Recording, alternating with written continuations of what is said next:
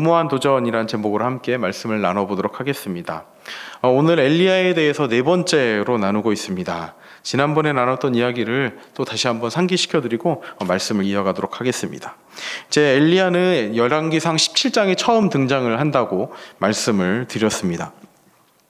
17장에 정말 혜성같이 등장을 합니다. 그리고 갑자기 아합 왕 앞에 가서 정말 하나님을 두고 맹세하노니 이제 이스라엘에 수년 동안 비도 이슬도 내리지 아니하리라라고 이게 담대하게 선포를 합니다. 그리고는 또 갑자기 또 사라집니다. 이제 어디로 가냐면 그리시네가라는 곳으로 갑니다. 거기에 그리시네가로 왜 갔다고 그때 말씀을 드렸죠? 하나님께서 그리시네가로 보내셨습니다. 하나님께서 보내셔서 그곳에 갔습니다. 어떻게 보면 숨어 지낸 거죠. 거기서 이제 까마귀들이 갖다 주는 음식을 먹고 그렇게 이제 얼마 동안의 시간을 보냈습니다. 그리고 나서는 또 사르밧 과부에게로 갑니다. 사르밧 과부에게 간 이유도 마찬가지입니다. 하나님께서 그 과부에게로 가라고 하셔서 갔습니다. 거기서 이제 또 그 사르밧 과부의 또 여러 생계와 그런 부분들에 대한 기적, 또 아들이 살아나는 기적, 그런 기적들을 경험하고 또 그런 기적을 엘리야가 베풀고 그런 시간들을 보냅니다.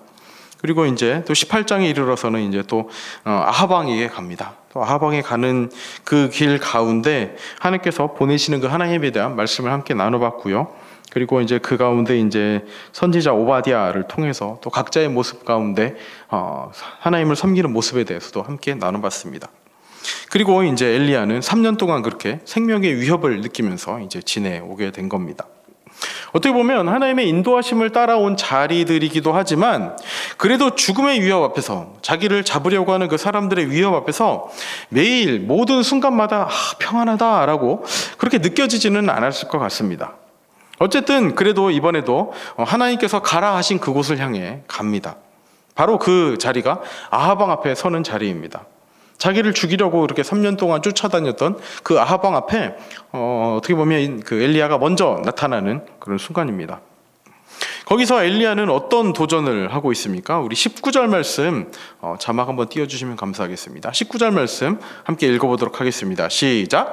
그런즉 사람을 보내 온 이스라엘과 이세벨의 상에서 먹는 바알의 선지자 450명과 아세라의 선지자 400명을 갈멜산으로 모아 내게로 나오게 하소서. 자, 도망자 신세로 지내고 있던, 그리고 숨어 지내고 있던 엘리야가 지금 어떤 도전을 하고 있는 겁니까? 갈멜산 위에서 바알 선지자들을 상대로 싸움을 걸고 있는 겁니다.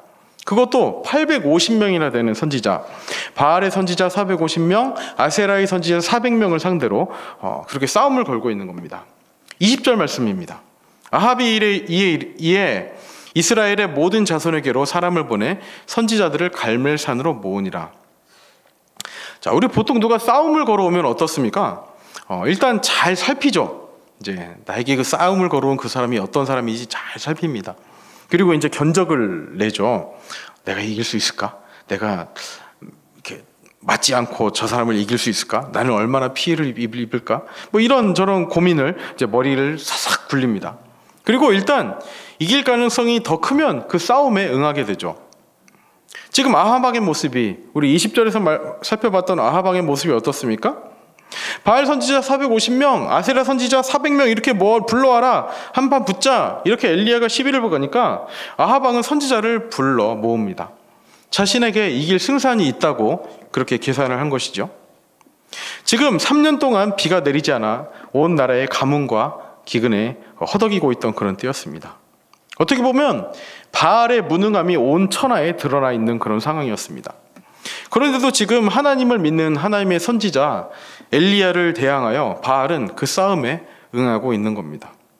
이 싸움에 응했다는 것은 자신이 이길 승산이 더 크다고 생각을 했기 때문일 것입니다. 사실 이 싸울 장소도 본인에게는 그 홈그라운드와 같은 그 바알신을 섬기는 그런 제단이 있던 곳이었습니다. 갈멜산이 그런 곳이었죠. 어떻게 보면 바알신의 본거지가 이 갈멜산이었습니다. 그리고 지금 아합 왕 앞에 서 있는 그 사람은 누구입니까? 지난 3년 동안 지명수배범으로 있던 도망자 한 명이 서 있는 겁니다.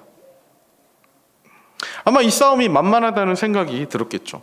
그 사람의 목숨을 자기 마음대로 좌지우지 할 수 있다고 생각을 했을 겁니다.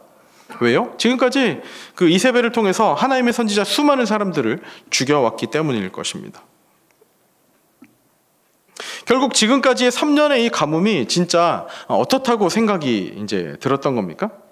이제 지난주에 말씀드린 것처럼 이 바알이 이 가뭄에 대한 아합 왕이 이 가뭄에 대한 해석을 어떻게 내렸냐면, 이건 하나님이 비를 내리지 않아서 비가 안 오는 것이 아니라 엘리야가 그렇게 하나님의 이름을 외쳤기 때문에 바알신이 삐져서 지금 비를 내리지 않고 있다라고 그렇게 생각을 했다는 겁니다.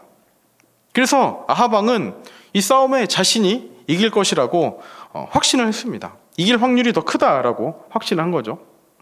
그리고 자신을 능멸하고 무시했던 이 엘리야를 모든 사람들이 보는 이 앞에서 어떻게 심판할 것이라고, 어떻게 심판해야 할 것인지 그것을 고민했을 겁니다.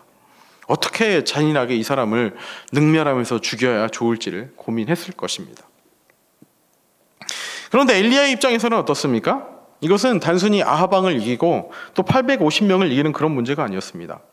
어떻게 보면 하나님의 승리, 그 하나님의 승리를 지금까지 그래왔듯이 바알이 참신이 아니라 하나님이 참신임을 선포하는 중대한 의미를 가지고 있던 것이었습니다. 그리고 백성들 입장에서는 이 자리가 어떻겠습니까?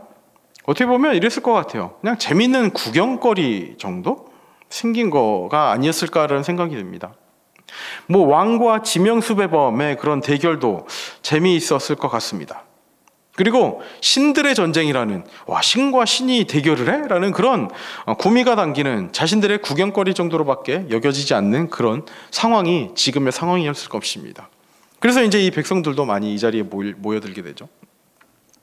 자, 그 가운데 엘리야는 백성들을 향해서 이렇게 외칩니다. 우리 21절 말씀 함께 살펴보도록 하겠습니다. 다 함께 읽습니다. 시작. 엘리야가 모든 백성에게 가까이 나아가 이르되 너희가 어느 때까지 둘 사이에서 머뭇머뭇하려느냐? 여호와가 만일 하나님이면 그를 따르고 바알이 만일 하나님이면 그를 따를지니라 하니 백성이 말 한마디도 대답하지 아니하는지라. 엘리야에게 이 자리는 참 하나님이 누구신지를 증명하는 자리였습니다. 한 사람에 대한 복수, 자기를 죽이려는 사람에 대한 복수도 아니고 자신의 목숨을 부지하고 자신의 살 길을 찾기 위한 그런 퍼포먼스의 자리도 아니고 오직 하나님 한 분만을 드러내기 위한 그런 자리였습니다. 그리고 백성들에게 선택을 촉구하는 거죠. 21절에 머뭇머뭇한다는 말씀은 너희가 왜 둘 사이에서 머뭇머뭇하느냐라는 이 머뭇머뭇하다의 의미는 절뚝거린다라는 의미입니다. 즉 지금 백성들의 모습이 어떻다는 겁니까? 갈림길에 있어서 그 갈림길 두 쪽으로 모두 가려고 하다가 이렇게 길이 갈라지고 있는데 그 두 쪽으로 모두 가려고 하다가 발이 벌어져서 발이 삐끗해진 그런 모습, 아니면 목발을 짚고 쩔뚝쩔뚝거리는 그런 모습으로 지금 서 있는 모습이 백성들의 모습이라는 겁니다. 이렇게 비정상으로 서 있는, 비정상으로 걷는 이스라엘 백성들을 향해 엘리야는 이제 이들에게 하나님을 선택하라고 촉구를 하고 있는 겁니다. 당시 고대 세계에서는요, 이제 보편적인 생각이 그 여러 신들을 같이 섬기는 것이 큰 문제가 되지 않았다고 그렇게 이제 기록이 남아 있습니다. 이스라엘 백성들도요, 하나님과 바알을 같이 숭배하는 데는 문제가 없다라고 생각을 하고 있었던 거죠. 왜냐하면 신들은 그 각각이 책임지고 있는 그 영역이 있어서 이제 여러 신들을 섬겨도 괜찮다라고 그렇게 생각을 했기 때문입니다. 자, 이스라엘 백성들에게, 지금 이들이 생각했던 이 백성들에게 하나님은 어떤 분이셨는가? 그들을 애굽에서 데리고 나와서 전장에서 그들을 지휘한 하나님이셨습니다. 그런데 인생과 계절의 주기를 주관하고 또 인간의 그 풍요로움, 동물과 곡식의 그 풍성함을 주는 데 있어서는 하나님은 필요 없다는 겁니다. 오히려 바알과 아세라가 더 유능한 신이다라고 그렇게 받아들이고 있는 거죠. 그래서 이들에게는 하나님은 하나님, 그래, 그렇지만 우리가 더 풍요롭게 사업을 쓰고 더 많은 곡식을 거두고 더 동물들이 더 이렇게 번성하게 하기 위해서는 바알과 아세라를 따르는 것이 더 효율적이다라고 해서 그렇게 이 우상을 의지하고 있었던 겁니다. 그런데 21절 본문에서는 이 엘리야의 촉구에 백성들의 반응에 대해서 이제 기록을 하고 있습니다. 백성이 말 한마디도 대답하지 아니하는지라. 백성들은요, 너희는 왜 둘 사이에서 머뭇머뭇하느냐? 그렇게 발을 쩔뚝거리고 있느냐? 만일 하나님이 하나님이면 그를 따르고 바알이 하나님이면 그를 따르라라고 하나의 신을 선택하라고 촉구를 하고 있는데 거기에 대답을 하고 있지 않은 겁니다. 자, 이 대답을 하지 않는 백성들의 마음이 어떤 마음이었을까요? 아마 일단 지켜볼까? 두 신이 싸움을 붙었으니까 이기는 편이 우리 편, 이런 마음이 들었을 것도 같습니다. 아니면 신을 선택하는 게 내 의지인데 이 신도 내가 믿고 이 신도 데려다 믿고 하는 것이 내 마음인데 왜 둘 중에 하나를 선택해야 돼? 라고 어이없어 할 수도 있었을 것 같습니다. 둘 중에 참신 하나를 선택하라는 이 엘리야의 말이 이해가 되지 않았고 또 강요하는 것이 마음에 들지 않았고 그런 상황이었을 수 있을 것 같습니다. 어쨌든 지금 이들의 마음에는 하나님을 선택하겠다라는 이 마음만큼은 추호도 없는 것입니다. 자, 동시에 이때 엘리야의 심정은 어땠을까요? 지금 자신이 처한 상황이 어떻다라고 이야기를 하고 있습니까? 22절에 엘리야가 백성에게 이르되 여호와의 선지자는 나만 홀로 남았으나 바알의 선지자는 450명이로다. 혼자 남은 자신의 그 심경을 토로하고 있습니다. 지금 엘리야 주변을 한번 상상해 보시기 바랍니다. 자신을 죽이고 싶어서 안달이 난 아합 왕이 있습니다. 아합 왕은 아마 수많은 사람들 앞에서 엘리야를 어떻게 죽여야 할지를 고민하고 있었을 겁니다. 그리고 정부의 든든한 지원을 받는 바알 신을 섬기는 선지자들이 있었습니다. 아마 이런 옷차림부터가 차이가 있었을 것 같아요. 지금 엘리야는 3년 동안 숨어 지내다가 왔고 이들은 정부의 든든한 지원을 받는 아마 옷에 있어서도 그렇게 좀 더 차려입고 더 이렇게 좀 거룩해 보이는 그런 모습으로 서 있지 않았을까 싶습니다. 아마 이 바알의 선지자들은 웬 거지 같은 애가 우리를 이기겠다고 저렇게 서 있는 거야? 라는 이런 생각을 했을 수도 있을 것 같습니다. 일단 행색부터가 초라했을 것이죠.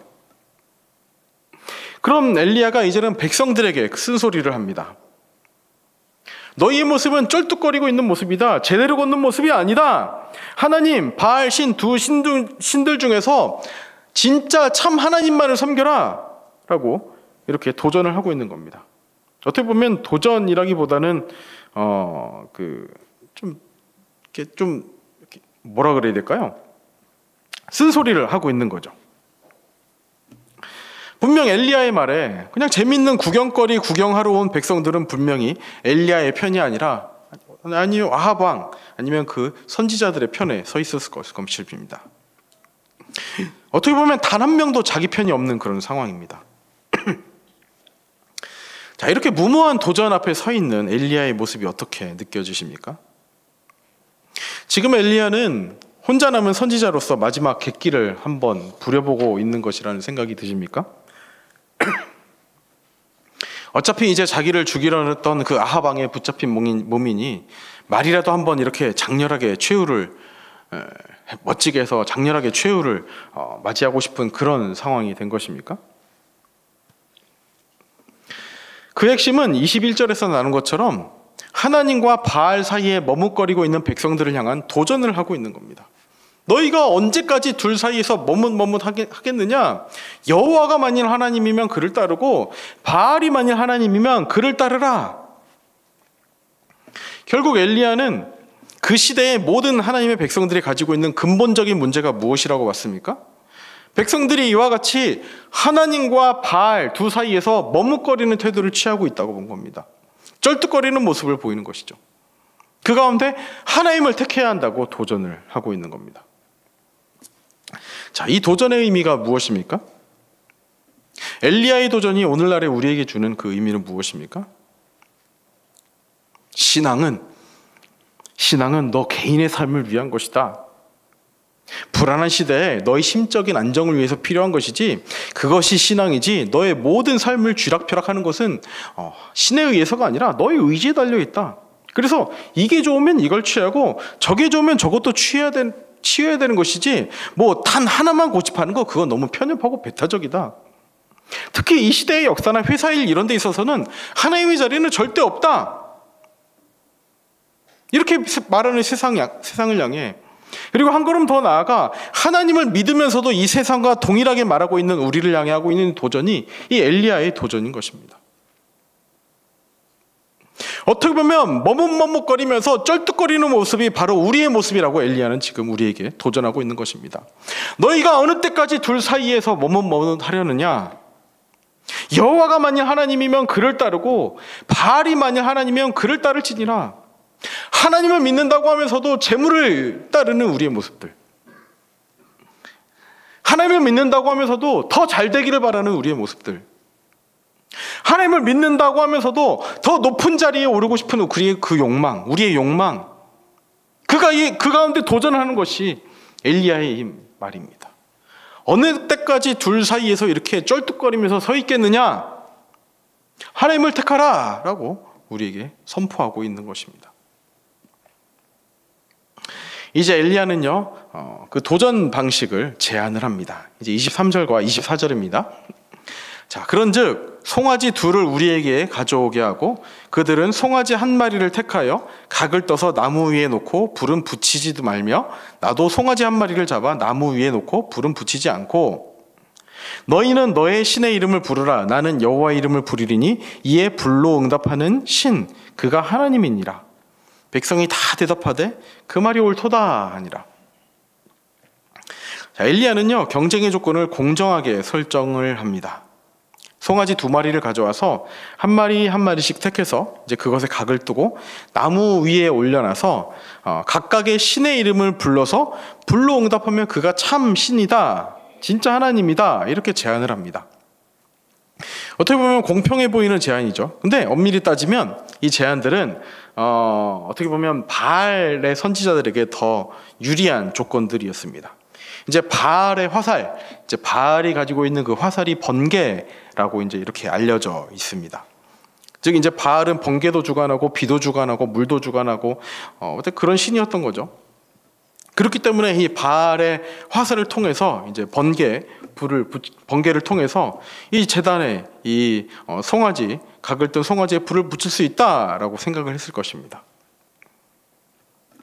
그랬더니 방금 전까지 침묵하고 있던 백성들은 그렇게 해라, 그것이 옳겠다라고 이제 대답을 하는 상황입니다. 엘리야는 또 바알 선지자들에게 먼저 시작하라고 이제 이야기를 했습니다. 25절입니다. 엘리야가 바알의 선지자들에게 이르되 너희는 많으니 먼저 송아지 한 마리를 택하여 잡고 너희 신의 이름을 부르라. 그러나 불을 붙이지 말라. 사실 먼저 시작해서 먼저 불 붙으면 그 자리에서 모든 대결이 끝나게 되는 겁니다. 지금 엘리야는 모든 유리한 주권을 전부 다 바알 선지자들에게 양보를 한 그런 상황인 겁니다.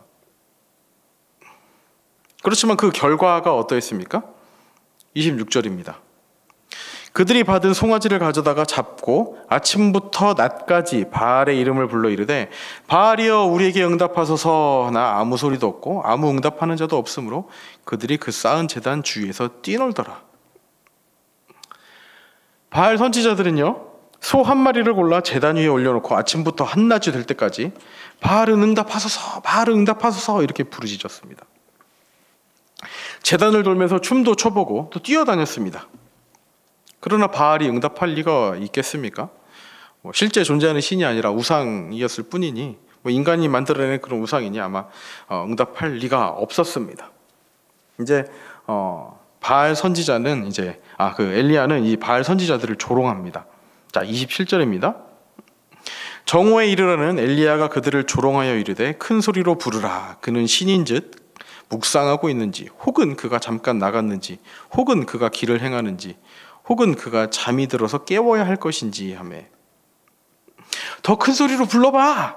바알은 신이니까 다른 일을 하고 있는지 다른 생각하고 있는지 여행 갔는지 잠들었는지 깨워야 할 거 아니야. 깨워봐.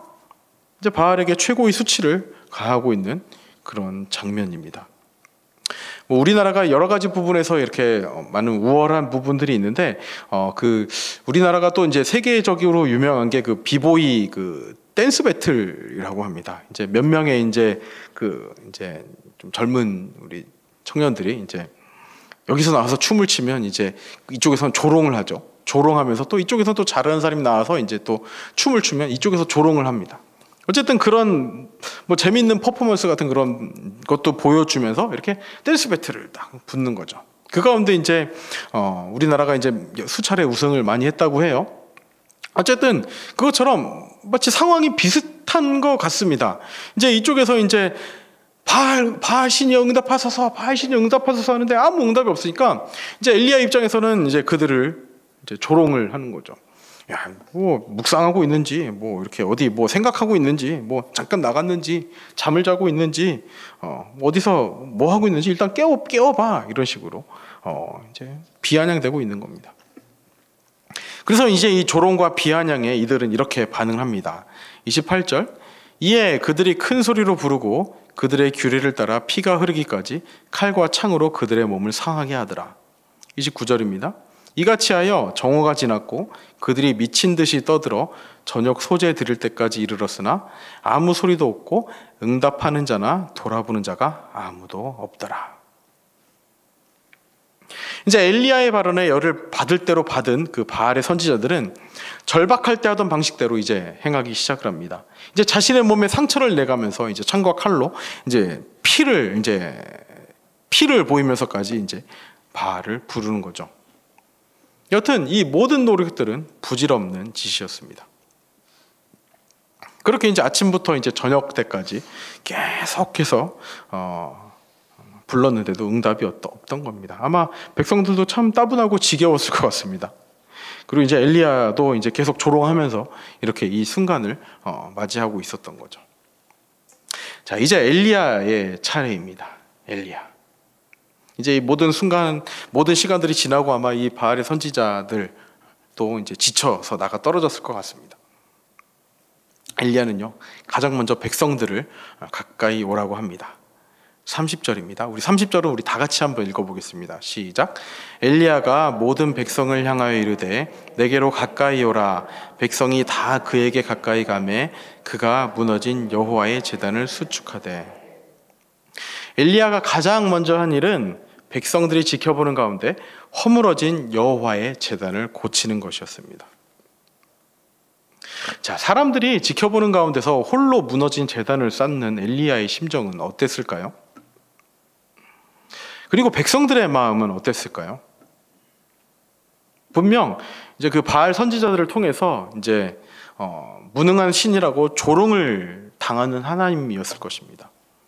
그렇게 하나님의 선지자들을 죽이고, 그리고 이 제단은 의미가 없다, 하나님의 제단은 의미가 없다라고 그 부셔졌던 그 제단일 텐데, 그 제단을 묵묵히 쌓고 있는 엘리야의 마음을 한번 생각해 보시기 바랍니다. 모든 사람들이 다 자신을 적대하는 그 상황 가운데서 지금 엘리야는 묵묵하게 하나님의 제단을 쌓고 있는 겁니다. 이렇게 홀로 쌓는 제단 가운데서도 하나님은 역사를 하십니다. 어떠십니까? 이 엘리야의 심정, 모든 사람들의 그 따가운 시선을 받고 있는 그 엘리야의 심정이 어땠을까요? 아마 믿지 않는 가족의 그런 이야기들은 많이 들어보셨을 겁니다. 제사상을 차렸는데 제사의 자리에서 절을 하지 않는 겁니다. 하나님을 믿는다는 이유로. 그 가족들의 따가운 시선들, 네가 믿는 하나님만 중요하냐? 네가 지금 있는 게 조상 때문에 있는 건데 그 조상한테 절 한 번 하는 게 뭐가 그렇게 어렵다고 그것을 못하겠다고 하는 거냐? 이제 가족에게서 이제 버림을 받는 거죠. 그래서 예전에 이제 제가 알던 어떤 형제는 이제 기부스를 하고 온 겁니다. 그래서 왜 그랬냐 그랬더니 명절 때 제사 안 했다고 이제 아버지가 이렇게 제사상을 엎었는데 이제 거기에서 무거운 게 이제 자기 발을 이제 좀 이렇게 가격을 해가지고 이제 기부스를 하고 온 겁니다. 한 회사 생활하는 청년에게는 이런 일이 있었다고 합니다. 이제 회계법인인데 어떤 상무가 이제 뭐 대리쯤 되는 그 청년을 불렀던 거죠. 그러더니 엑셀에 있는 그 숫자 하나를 고치라는 겁니다. 이제 어떻게 보면 비리죠. 근데 그 청년이 이야기하길 본인이 고칠 수도 있는데 그걸 자신이 시켰다는 거예요. 그 말인즉슨 너는 내 라인을 탈 것이냐라는 그런 의도였다고 합니다. 이 청년은 뭐 그냥 숫자 하나 고치고 눈 감고 그냥 그렇게 회사 생활을 할 수도 있었을 것 같아요. 그런데 그거 엑셀 숫자 하나 고치는 게 하나님 앞에서 죄책감이 느껴져 회사를 관뒀다고 합니다. 다른 사람들의 그 따가운 시선, 그 눈초리를 뒤로 하고 그렇게 그냥 회사를 관뒀다고 합니다. 저에게도 비슷한 상황이 있었습니다. 이제 대학 다닐 때인데 한 수업에서 이제 그 전자기학 2라는 수업이었는데 한 수업에서 이제 시험 날짜를 정하는 겁니다. 이렇게 보통 이 3학점짜리 이제 과목이었는데 이렇게 3시간에 이제 1교시, 2교시, 3교시 그런 3시간의 수업 시간이 있죠. 동시에 이제 연습 문제를 푸는 그 조교와 함께하는 그 연습 문제 시간이 있었습니다. 그런데 이제 그 시험을 1차, 2차, 3차에 걸쳐서 이렇게 보게 되는 겁니다.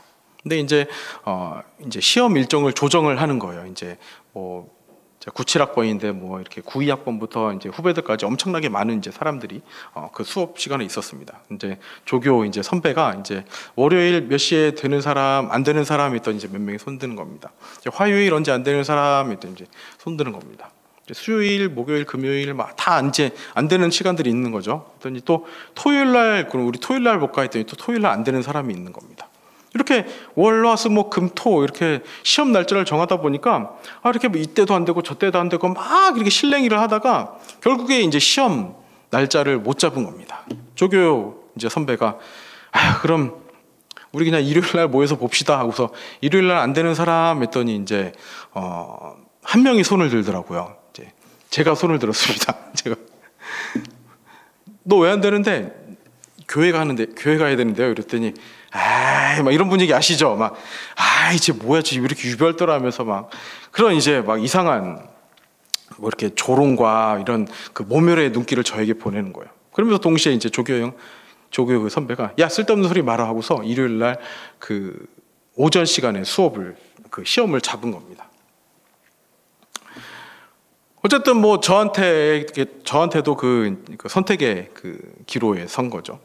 근데 참 그때 하나님께서 왜 그런 담대함을 주셨는지 모르겠는데 시험에 안 갔습니다. 안 갔고 막 이렇게 막 그 11시 예배를 드려야 되는데 막 10시 반쯤에서 친구들한테 막 전화가 오는 거예요. 아마 그 조교 선배가 이렇게 뭐 빨리 전화 좀 해봐라 이랬을 것 같아요. 근데 이제 그때 유행했던 광고가 그거였습니다. 어떤 핸드폰 광고에서 이제 또 다른 세계를 만날 땐 잠시 꺼두셔도 좋습니다. 핸드폰의 종료 버튼을 꾹 눌렀죠. 그리고 저는 평안하게 예배를 드렸습니다. 그리고 나서 이제 뭐 친구들 사이에서도 이제 몇 명이 걱정해서 이제 문자도 보내고 뭐 그런 상황이 됐는데 이제 조교 선배도 걱정이 됐던 것 같아요. 이렇게 어떻게 보면 안 된다는 의사를 밝혔는데 시험을 강행했던 그것에 대해서 교수한테 컴플레인을 걸까봐 오히려 그 조교 선배가 초조해진 상황이 된 겁니다. 그래서 보통 이렇게 이제 과 이렇게 선배나 뭐 동기들 사이에서도 너무 유별난 그런 신앙을 보이는 사람들에 대해서 그죠, 다들 뭐 이단이다 이상한 생각을 하잖아요, 그죠? 그래서 이제 어쨌든 저는 저의 그 대한 예수교 장로의 정통성에 대해서 이렇게 소개를 하기 위해서 노력을 했던 좀 그런 시간들도 있었고, 그 조교 선배가 초조해하니까 오늘 오히려 제가 이렇게 그 메일을 먼저 보냈습니다. 이렇게 저는 이상한 교회에 뭐 다니는 그런 사람 아니고 그냥 저한테 있어서 기독교인에게 있어서 교회 다니는 사람에게 있어서 예수님을 믿는 사람들에게 있어서 가장 중요한 것은 예배다.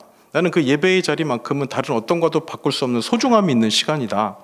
그래서 시험을 안 본 것이고 만약에 다음 시험에도 이런 시간들이 있다면 제발 주일만은 피해달라라고 정중하게 정말 이렇게 겸손하게 이렇게 메일을 써서 보냈습니다. 그러면서 이렇게 뭐 답이 왔더라고요. 이렇게 좀 사실 좀 뭐 그죠? 이렇게 시험을 포기하고 이렇게 예배를 드리는 것에 대해서 참 이상하게 생각을 하더라고요.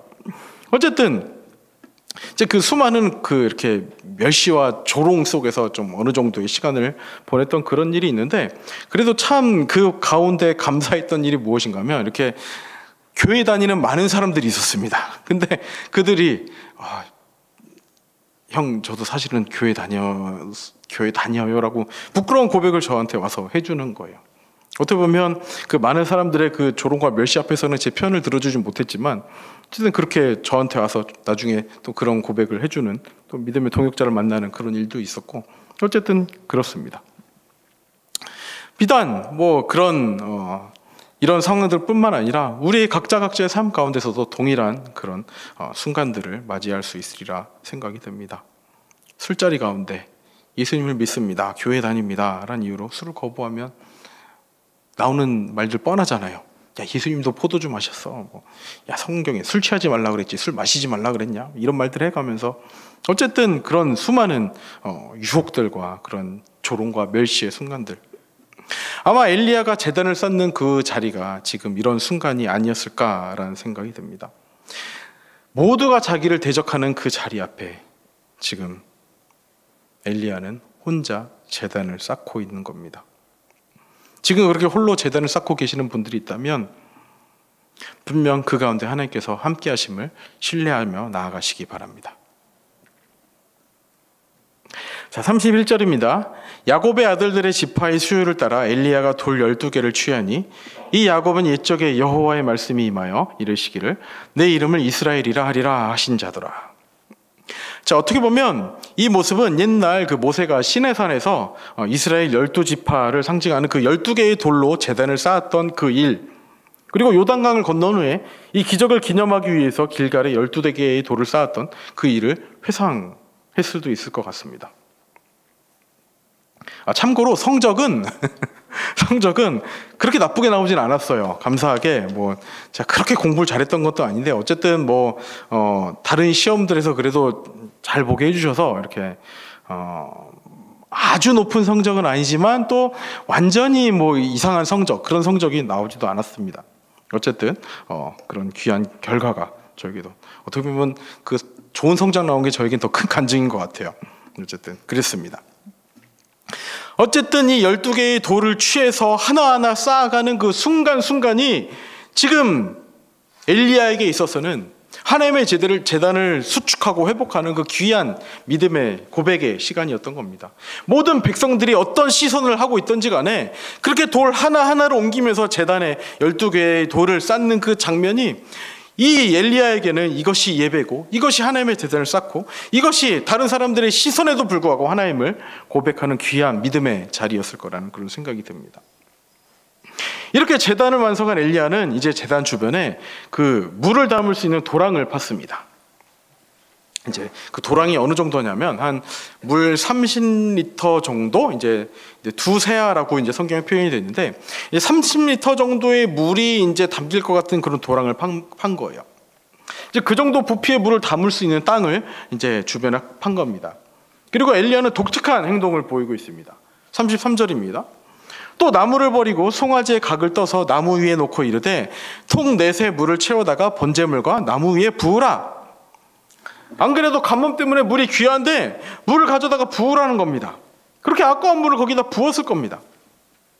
엘리야는 그 쌓아놓은 장작 위에 제물을 올려놓고는 이제 백성들에게 물을 길어다가 그렇게 물을 부으라고 한 거예요. 어떻게 보면 지금 엘리야는 제물이 타기 가장 어려운 상황으로 만들어가고 있는 겁니다. 이렇게 2번을 더 했어요. 물을 한 번 더 갖다 부으라. 그래서 2번째로 붓고, 물을 더 갖다 부으라. 또 한 번 더 붓고. 이렇게 이제 그 도랑에는 물이 찼겠고요. 이제 제단은 젖었겠고요. 제물도 젖었을 겁니다. 드디어 이제 때가 되어서 엘리야가 제단을 향해 기도를 하기 시작했습니다. 바알 선지자의 기도의 모습과는 어떤 차이가 있습니까? 바알 선지자들처럼 이렇게 춤추면서 뛰노는 그런 화려한 예식도 없고 현란한 춤도 없고 자신의 몸을 자해하는 그런 일도 없었습니다. 그냥 하나님께 조용히 기도할 뿐이었습니다. 36절입니다. 저녁 소재 드릴 때에 이르러 선지자 엘리야가 나아가서 말하되 아브라함과 이삭과 이스라엘 하나님 여호와여, 주께서 이스라엘 중에서 하신 하나님이신 것과 내가 주의 종인 것과 내가 주의 말씀대로 이 모든 일을 행하는 것을 오늘 알게 하옵소서. 엘리야는요, 지금까지 이끄셨던 인도하셨던 하나님, 아브라함과 이삭과 야곱의 하나님께 여호와가 이스라엘의 하나님이시라는 것을 보여달라고 했습니다.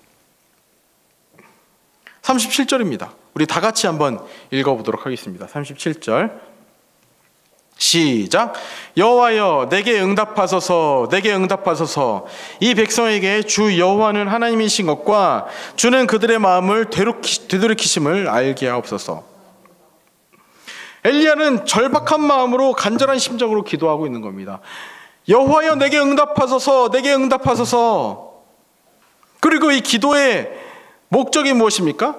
이 백성에게, 하나님을 저버린 이 백성들에게, 하나님을 믿지 못하겠다고 말하는 이 백성들에게, 하나님 이외에 다른 신도 필요하다는 이 백성들에게 주 여호와는 하나님이신 것과 주는 그들의 마음을 되돌이키심을 알게 하옵소서. 이들의 마음을 되돌이켜 달라고, 여호와만이 참 하나님임을 알게 해달라고 이렇게 간절하게 부르짖고 있는 겁니다. 이런 엘리야의 기도에 하나님께서는 즉각 응답을 하십니다. 38절입니다. 이에 여호와의 불이 내려서 번제물과 나무와 돌과 흙을 태우고 또 도랑의 물을 핥은지라. 기도가 끝나자마자 하나님의 응답이 왔습니다. 바알의 선지자들은 아침부터 저녁까지 그렇게 외쳐대고 자신을 자해하면서까지 그렇게 바알신을 불렀지만 아무 응답이 없던 그 바알신과는 대조적으로 여호와의 불이 하늘에서 떨어져서 재물과 장작, 심지어는 평소에 타지 않는 돌과 흙도 태웠고 도랑의 물도 말라버릴 정도로 불이 임했습니다. 바알의 선지자들이 온종일 지속된 노고에도 불구하고 전혀 반응을 보이지 않던 그 바알과는 대조적으로 여호와만이 하나님이라는 것을 온 백성들에게 입증하고 있는 그런 순간이 된 것입니다. 이 상황을 지켜보던 백성들의 반응은 어떻습니까? 39절입니다. 모든 백성이 보고 엎드려 말하되 여호와 그는 하나님이시로다, 여호와 그는 하나님이시로다 하니, 백성들은요 여호와께서 하나님이십니다, 여호와께서 하나님이십니다 이 말을 연발을 했습니다. 이제는 더 이상 여호와 바알의 그 구도가 아니라, 여호와 바알은 함께 섬겨도 괜찮은 그런 신이 아니라 오직 여호와만이 참 신이심을 온 세상에 드러낸 그런 순간이 된 것입니다.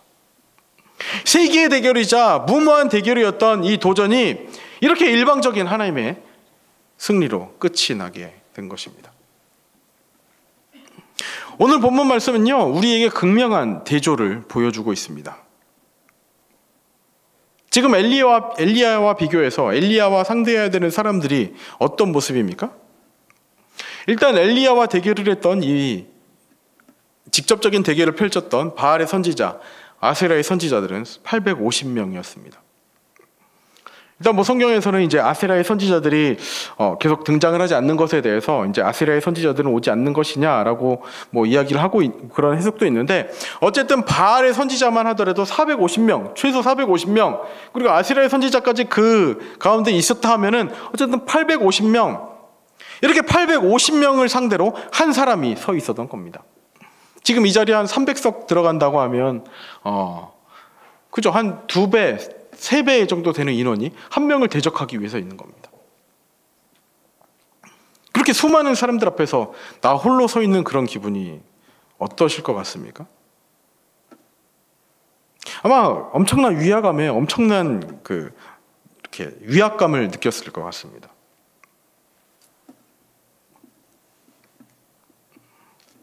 그리고 절대 권력은 지닌 왕과 그의 왕의 대적자로 서 있는 엘리야였습니다. 즉 나라로부터도 안전장치가 전혀 없는 위치에 있는 사람이 이 엘리야였습니다. 그렇게 정말 아무 안전장치가 없는 그런 상태로 지금 이 도전의 자리에 서 있는 거죠. 기도하는 모습도 대조적입니다.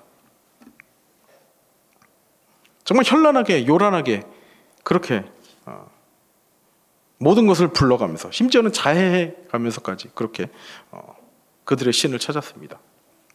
이때 이제 바알 선지자들이 자해를 했던 이유가 그렇다고 합니다. 이제 당시에 이렇게 피를 흘리면 죽어서 이제 저 세상에 가 있는 신이 다시 깨서 왔다는 그런 이상한 생각을 가지고 있었다고 합니다. 즉 바알이 죽었을 수도 있으니까 내가 피를 흘리면, 저렇게 엘리야가 우리를 조롱하니까 내가 피를 흘리면 다시 이 세상으로 데려올 수 있다라는 그런 생각을 해서 이렇게 자해를 하면서 이제 절박하게 불렀다고 합니다. 그렇게 자기의 열심을 내서 부르는 그런 모습들. 그러나 엘리야의 기도는 어떻습니까? 이끄시는 하나님, 지금까지 역사 가운데 인도하신 하나님, 그 하나님을 믿고 그냥 단 한 번 불렀을 뿐입니다. 그 하나님께서 응답을 하신 거죠. 동시에 백성들의 모습은 어떻습니까? 하나님을 택하라! 라는 그 엘리야의 도발에, 도전에 아무 대답도 하지 않고 있는 그런 모습입니다. 어쨌든 이 엘리야와 대조되는 모든 모습들은 지금 우리가 겪고 있는 동일한 세상을 보여준다는 생각이 듭니다. 이 세상에서도 없었습니까? 일단 머릿수가 많은 게 이기는 겁니다. 나를 지지하는 사람들이 많으면 그게 이기는 겁니다. 내가 좀 더 좋은 조건에 있으면 그것이 이기는 겁니다. 초라한 사람, 보잘것없는 사람, 숨어 지내는 지명수배자 같았던 그런 사람의 소리에는 귀를 기울일 그런 이유가 없습니다. 그리고 권력을 지닌 왕 앞에서도 마찬가지입니다. 권력이 모든 것인 세상이죠. 권력을 가지고 있으면 모든 것이 용서가 되는 그런 세상인 거죠.